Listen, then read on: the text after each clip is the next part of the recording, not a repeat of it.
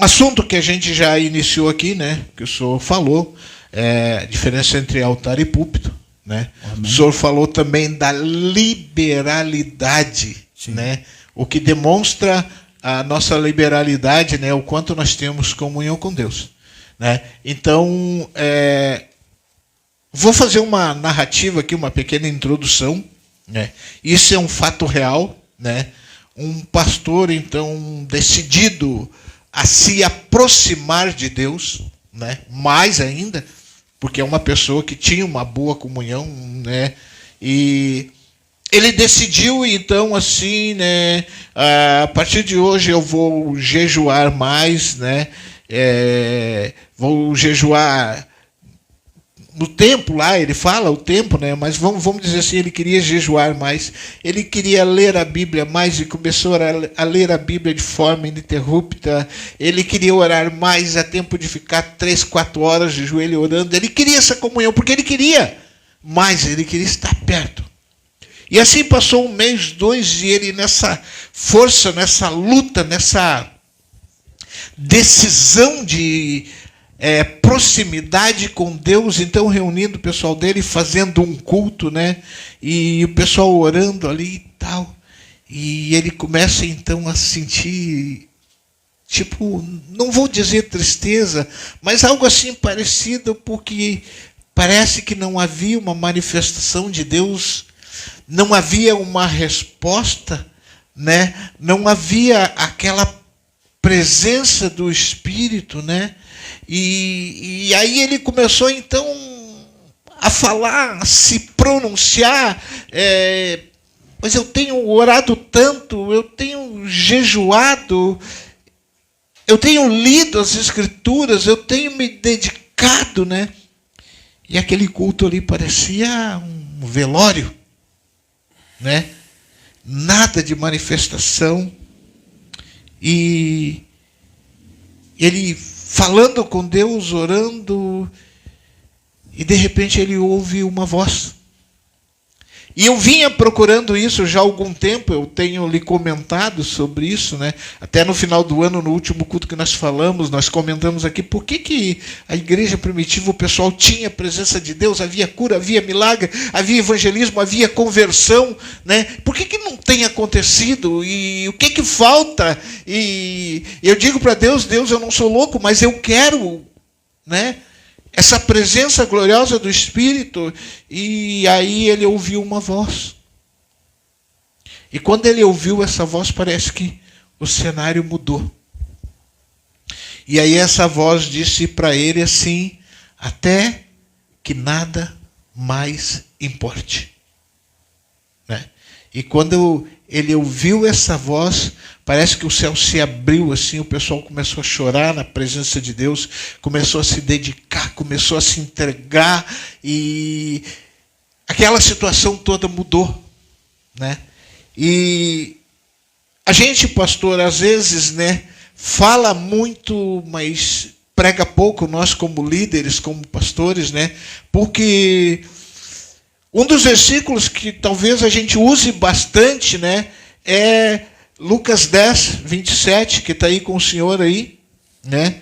Que Jesus falou sobre esse versículo. Lê para nós aí, pastores. Pastor. Lucas 10, 27. Isso. Vamos chegar nele aqui. Está escrito assim: o homem respondeu: ame o Senhor seu Deus com todo o coração, com toda a alma, com todas as forças e com toda a mente. E ame o seu próximo como você ama a você mesmo. Então, pastor, a gente fala muito do primeiro mandamento, mas prega pouco sobre o primeiro mandamento. E o primeiro mandamento, pastor, se a gente entrar na profundidade dessas palavras, né? Não há nada, ou não tem alguma coisa que possa se interpor nessas palavras. Ame o Senhor Deus acima de tudo. Adore a Deus acima de tudo. Busque a Deus acima de tudo. Viva para Deus acima de tudo. Só que nós, pastores, e eu digo isso na igreja moderna, e desculpe, quando eu falo em evangelho moderno, eu não estou menosprezando o evangelho ou criando aqui um outro evangelho. O que eu falo é das manias, dos costumes que está tendo nos dias de hoje. Onde tudo parece ser mais importante do que Deus. Né? As pregações, parece que tudo dentro da igreja. A gente falou a última quarta, aqui na quarta passada eu não vi, mas na última quarta, sobre a igreja de Laodiceia. Sim. Uma igreja rica, que tinha tudo, vamos dizer que tinha bancos estofados, microfones, riquezas, caixa, tudo, mas era vazia. Só que todos, desde o início, eles conhecem esse mandamento: ame a Deus acima de tudo. E ele, vendo isso, pastor, ele começou a entender um processo na sua vida. E essa pregação, pastor, ela é individual. Ela é individual, que a gente prega para a igreja, a gente prega para as pessoas, mas o querer é de cada um. Em seguida nós vamos ler um versículo para isso. Então ele começou a sentir algo que ele não tinha entendido até esse processo acontecer, até que nada mais importe. Porque é fácil a gente dizer: ame a Deus acima de todas as coisas, busque a Deus de toda a tua alma, todo o teu entendimento, todo o teu conhecimento. Mas fazer isso é mais difícil. E até que nada mais importe, é eu entender que nada pode se interpor. Seja doença, seja enfermidade, que é a mesma coisa no caso, seja desastre, seja tempestade, seja furacão, nada, morte ou qualquer coisa, nada pode se interpor entre a minha adoração e Deus. Nada pode impedir a minha adoração e Deus. A Deus, no caso. A minha comunhão com Deus. E aí a gente vai entrar no assunto que eu falei do servo inútil. Mas primeiro, pastor, Jesus, ele disse algo que eu sempre digo assim, o senhor está acostumado comigo. A gente precisa analisar cada palavra do texto bíblico que a gente lê e tentar entrar nessa dimensão. Né? Eu gosto de ler a Bíblia fazendo um cenário, ou vendo esse cenário, o que está se passando, é uma forma minha. Né? E a gente precisa entrar nessa dimensão daquilo que está sendo, que está escrito, não fazer uma leitura, né? Hoje eu estou lendo a Bíblia, blá, blá, blá, blá, blá, blá, blá, eu li a Bíblia hoje. Mas Deus disse lá para Josué: medita na lei do Senhor de dia e de noite. Né? Então eu quero que o senhor leia aí Lucas 9. 23. Isto, 9, 23, o versículo que eu li daí. Está escrito: depois disse a todos: se alguém quer ser meu seguidor, que esqueça os seus próprios interesses e esteja pronto a cada dia morrer como eu vou morrer, e me acompanhe. Então o Senhor Jesus, ele está dizendo algo, né? Nas leituras mais tradicionais ele diz: se alguém quer vir após mim. Então ele está obrigando alguém? Não. Ele colocou alguma imposição? Se alguém quiser. Por isso que eu disse que é de cunho individual. Então ele diz: se alguém quer vir após mim, ou seja, se alguém quiser me seguir, o que essa pessoa tem que fazer? Negar-se a si mesmo. E aí, pastor, o que é negar-se a si mesmo? É eu dizer: agora eu não existo mais, Deus é tudo em mim, até que nada mais importe.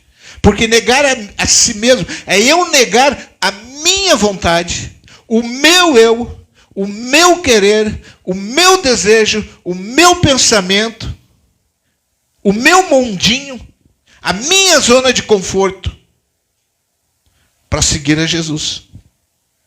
Até que nada mais importe.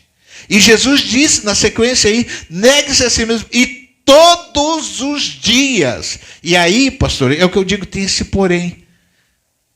Eu não vou me esforçar, porque hoje tem culto campeiro. A minha vida com Deus, e a gente tem debatido isso aqui no culto campeiro, a gente tem falado, ela é todos os dias. A minha comunhão com Deus, ela é todos os dias. Ame o Senhor teu Deus acima de tudo. Então Jesus está dizendo, negue-se a si mesmo, tu negou a tua vontade, então todos os dias agora, tu vai tomar a tua cruz e tu vai me seguir. Então se eu tomar a minha cruz, eu estou pegando a minha fé, a minha esperança e indo com o Senhor Jesus. Eu vou carregar o que eu preciso carregar. Não importa que eu esteja cruzando pelo deserto. Por isso que eu fiz aquele comentário, pastor Miguel. Quem não creu, morreu no deserto. Pastor Marcelo, pastor Miguel, Bárbara, está ali, Manfati, vou fazer uma pergunta. Vocês sabem me dizer agora, sem abrir a Bíblia, o nome dos 10 espias que não acreditaram na Terra Prometida? Decor, não. Mas e o nome dos 2 que creram? Sim. Quem é? Josué e Caleb. Fala alto aí, pastor. Josué e Caleb! E por que a gente lembra de Josué e Caleb? Porque quem não crê não entra para a história. Quem não crê não tem a sua história. Boa. E se a gente quer ter uma história com Deus, a gente precisa crer. Negue-se a si mesmo. Tome a sua cruz e siga-me. E, pastor, desculpa dizer, a igreja moderna, o evangelho moderno, não está olhando mais para os textos bíblicos na sua profundidade. Pastor, o senhor assistiu o Memorial Campeiro ontem? Não, pastor, eu não pude assistir ontem. A gente teve um probleminha. Continua, então. Tá. Então, a gente precisa, pastor, quebrar isso. Precisa quebrar isso. Tentar trazer para as pessoas, né? Porque nós não podemos se entregar a Deus pela metade. Ou uma porcentagem, porque Jesus na cruz ele não fez isso. Jesus na cruz ele se entregou por inteiro. E por que eu então vou fazer pela metade? Então, vendo esses textos, a gente começa a entender alguns princípios. Por que o rei Davi disse no Salmo 23, né? E eu vou fazer uma alusão ao Salmo 23 aqui, né? O Salmo 23, o normal que está escrito é: o Senhor é meu pastor e nada me faltará. O original do texto no hebraico, e não que a Bíblia esteja errada, mas a tradução da forma da palavra, o original diz: o Senhor é meu pastor e eu de nada tenho falta. O rei Davi estava dizendo: eu tenho Deus, eu tenho tudo. É essa pronúncia. Não é que o Senhor é meu pastor, nada me faltará, agora eu vou ter tudo o que eu quero. Não é isso. O Senhor é meu pastor de nada. Por isso que o rei Davi disse: mesmo que eu ande no vale da sombra e morte, eu não temerei mal algum, porque o Senhor está comigo. A tua vara, que é onde nos traz a disciplina, e o teu cajado, que é a autoridade, nos consolam. E o vale da sombra e morte era um lugar terrível. Mas Davi não temeu. Por quê? Até que nada mais importe. E aí houve a prática, então, do primeiro mandamento. Ame o Senhor teu Deus acima de tudo. E nós precisamos disso, pastor. Nós precisamos disso. Nós precisamos entender esses pontos, nós precisamos entender essa vírgula. Pastor, eu vou pregar aqui algo que é meu querido, você está ouvindo, não é do culto campeiro, é meu. Nós estamos vivendo o tempo do princípio das dores. Abra o olho. Abra os ouvidos espirituais. A Bíblia diz que quem tem ouvido, ouça o que o Espírito diz às igrejas. Vai haver agora, logo em seguida, tempo em que nós teremos que dar prova da nossa fé e da nossa esperança. E nós precisamos, para vencer este mal, amar a Deus acima de tudo, até que nada mais importe. E aí então a gente começa a entender, Pedrinho, calma aí que eu já vou entrar no servo inútil, tá? Aí nós entendemos o que o apóstolo Paulo falou. Lê para nós aí os 2 versículos, pastor Miguel. Gálatas 2:20, Filipenses 1:20. Porque a gente pronuncia, pastor, esses versículos. Mas será que a gente tem essa mesma condição que o apóstolo Paulo falou? E no projeto do culto, no congresso do culto campeiro, pastor, eu já estou trabalhando, né, de duas formas. São 3 mentes que viram Jesus, né, e a frustração, eu vou trabalhar em cima disso no culto campeiro. E o apóstolo Paulo, ele vai estar nessa palestra que eu vou falar, o pastor Miguel vai ler ali.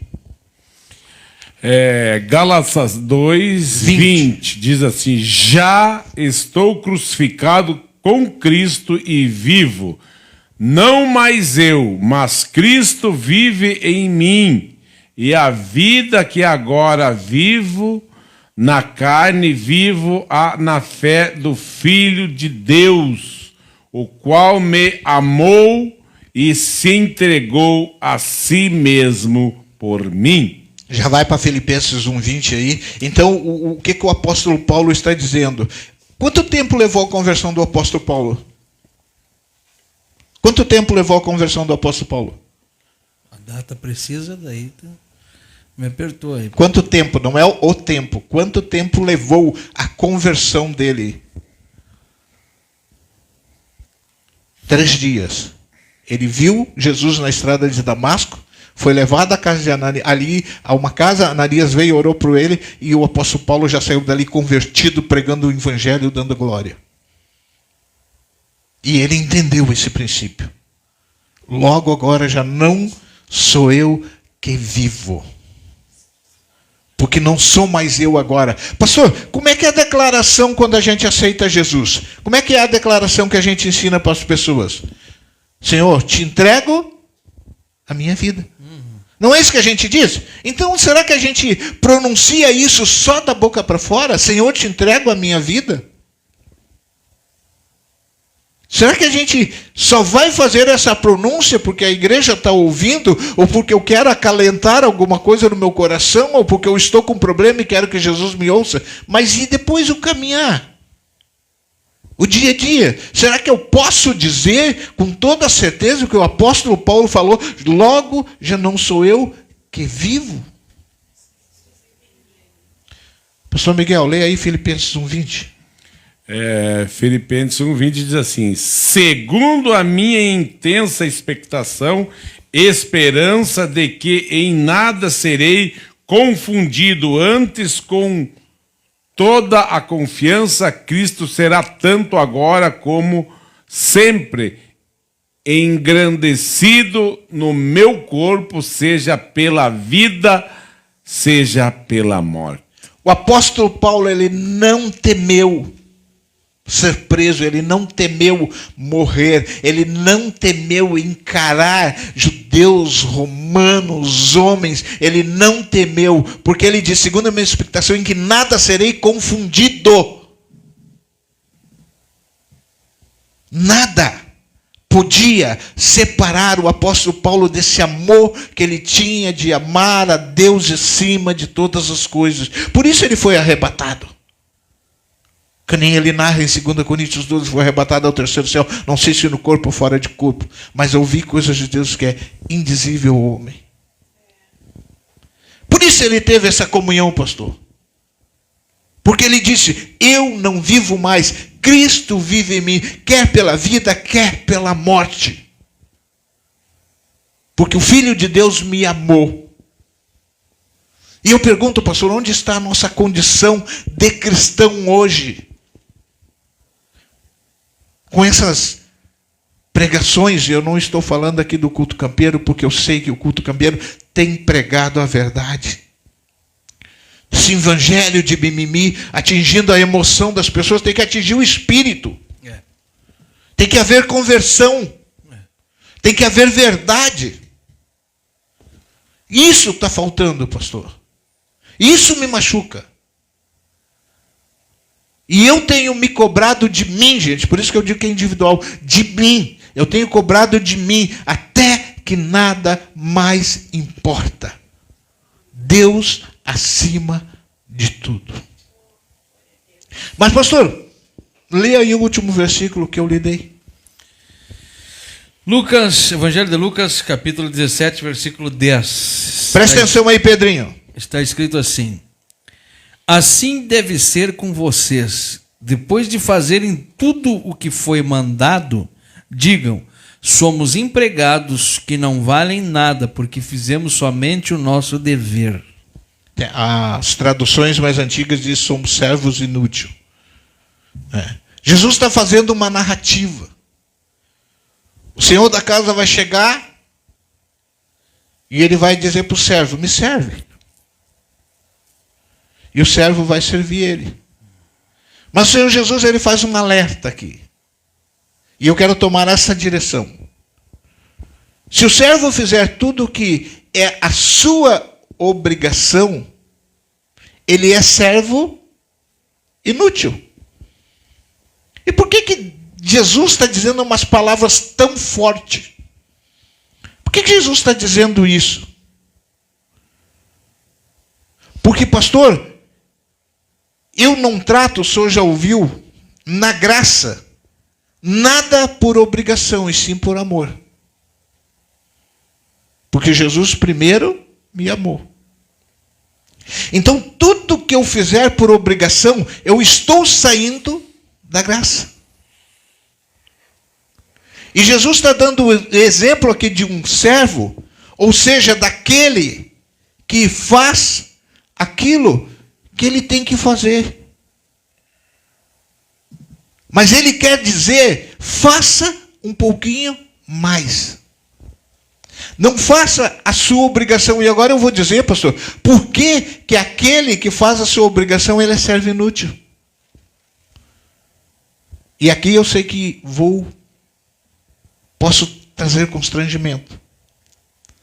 Porque o que eu narrei no início? Que um pastor se dedicou a orar mais, a jejuar mais, a ler mais a Bíblia, a fazer mais. E qual é a normalidade de uma pessoa quando ela começa a fazer isso? Ela começa a dizer: Deus, eu estou orando mais. Deus, eu estou jejuando mais. Deus, olha só, eu estou lendo toda a Bíblia, eu estou indo no culto todos os dias, eu estou evangelizando. O que essa pessoa ela está fazendo, pastor? Obrigação. Uma obrigação. Mas não é só isso. É porque ela, quando ela está dizendo isso para Deus, ela está se promovendo, ela quer mostrar para Deus o que ela está fazendo. E não é isso que a Bíblia diz. Porque nós temos que fazer tudo como se fizesse para Deus. Então, quando eu começo a dizer, pastor, Deus, eu estou orando, eu estou lendo a Bíblia, eu estou buscando, eu estou pregando o Evangelho, eu vou no culto campeiro, eu vou na igreja, eu faço isso e aquilo, eu estou me promovendo. Eu estou falando de mim e não de Deus. Eu estou me exaltando. E a Bíblia diz que aquele que a si mesmo se exaltar será humilhado. Então nós somos servos inúteis. Porque queremos mostrar para Deus o que nós estamos fazendo. Sendo que a Bíblia diz que Deus conhece a minha vida lá do ventre da minha mãe. Até o último dia Ele sabe. E nós precisamos então entrar nessa dimensão da palavra. De entender que eu não tenho que estar me mostrando para Deus, dizendo que eu estou orando mais, eu estou lendo a Bíblia, eu estou buscando, olha o que eu estou fazendo, Deus, porque eu estou me promovendo, e se eu estou me promovendo, eu estou me derrubando. Então eu sou servo inútil. Porque eu não tenho que me exaltar acima de um Deus que tem o controle de tudo. Eu não tenho que me promover diante de um Deus que sabe todas as coisas. Eu não tenho que me mostrar diante de um Deus que Ele simplesmente pode dar um assopro e minha vida acabar. Então eu sou servo inútil. Porque eu tenho que fazer por amor. E não é o que eu faço. Aí entra aquela palavra que o Senhor disse. É o quanto eu libero aqui dentro de mim para Deus. É o quanto eu me coloco. Ou o quanto eu me dou para Deus. E não o que eu faço, pastor Marcelo. Aí vem aquela pergunta. Que eu faço de maneira individual. Quanto Deus tem de mim? Né? Quanto Deus tem de ti, pastor Miguel? Quanto Deus tem de ti, pastor Marcelo? Quanto Deus tem de você, ouvinte? Será que estamos vivendo como o apóstolo Paulo falou, logo já não sou eu que vivo, mas Cristo vive em mim? Será que o primeiro mandamento está fazendo parte da minha vida? Será que eu estou amando a Deus acima de todas as coisas, até que nada mais importe? Pode falar, meu querido. Eu me lembrei daquele trocadilho que diz assim, né? A questão não é quanto você tem de Deus, é o quanto Deus tem de você. É o quanto Deus tem de você. Um pastor um dia deu um testemunho, um outro pastor agora, e houve um grande congresso, né? E ali estava um cara que ia pregar nesse congresso, que pregava para multidões, e o cara muito inteligente, muito sábio. E esse pastor, no início da sua carreira, depois no final desse congresso, chegou para esse pastor, né? Pastor, me diz uma coisa. Como eu posso ter mais de Deus? E o pastor botou a mão no peito dele e deu um empurrão dele assim contra a parede e disse para ele: nem tente isso. E ele arregalou os olhos assim, perguntando: por quê, pastor? Porque é você que tem que se dar para Deus. Porque quanto mais tu se dá para Deus, mais tu recebe de Deus. Pastor Marcelo. E eu vejo que a gente aqui está no mesmo espírito, né? Porque ainda no dia de ontem eu coloquei, né, uma das diferenças entre a lei e a graça. É que a lei, ela julga as tuas atitudes e a graça julga as tuas intenções. Então a gente vê, alguém pensa assim, bom, nós vivemos na dispensação da graça. Porque a lei era muito rígida. Não, meu amigo, ao contrário, hoje a graça é mais rígida que a lei. Sabe por quê? Porque a lei estava julgando os teus atos. Hoje a graça, ela julga as tuas intenções. Tanto é forte isso que o pastor está falando, porque quando Jesus está explicando para as pessoas a respeito da graça, ele está dizendo assim, ó: se você no teu coração já desejar uma mulher, você vai cometer o adultério. Você cometeu o adultério. Se você no seu coração intentar com uma mulher, né, seja ela casada, sim, você já cometeu o adultério. Então ele está falando que a intenção do coração para Deus é o que Deus está julgando. Eu estava lendo, pastor, um livro, né, sobre a doxologia da igreja, e me surpreendeu algo que esse pastor escrevendo, ele escreveu do início da igreja primitiva, né, e migrando até os dias de hoje, ele colocou uma palavra muito forte que pesa muito, né, e ele disse assim que a noiva do Senhor Jesus hoje é a noiva que quer dar o golpe do baú. Bah. É a noiva que só quer o que o noivo tem, mas não quer o noivo. Isso me chocou bastante. Porque é uma palavra muito forte. A igreja querendo dar o golpe do baú no Senhor Jesus. Misericórdia.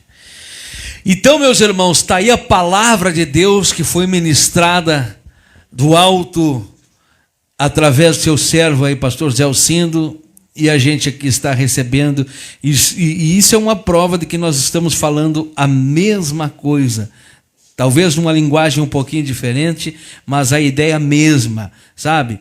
Deus está olhando para o nosso coração e Ele julga as nossas intenções.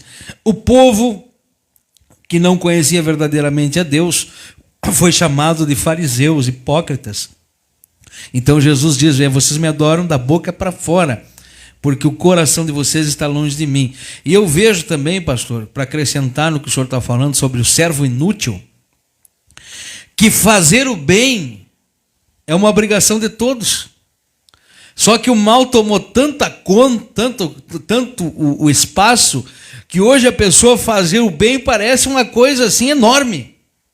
Sendo que todos nós nascemos com essa obrigação de fazer o bem e fazer o que é certo, né? Falar da verdade e viver a verdade. Mas como a mentira se proliferou de tamanha forma, que hoje a pessoa ter uma atitude que é a certa de ter, parece que é uma grande coisa. Então, para ver como as coisas estão.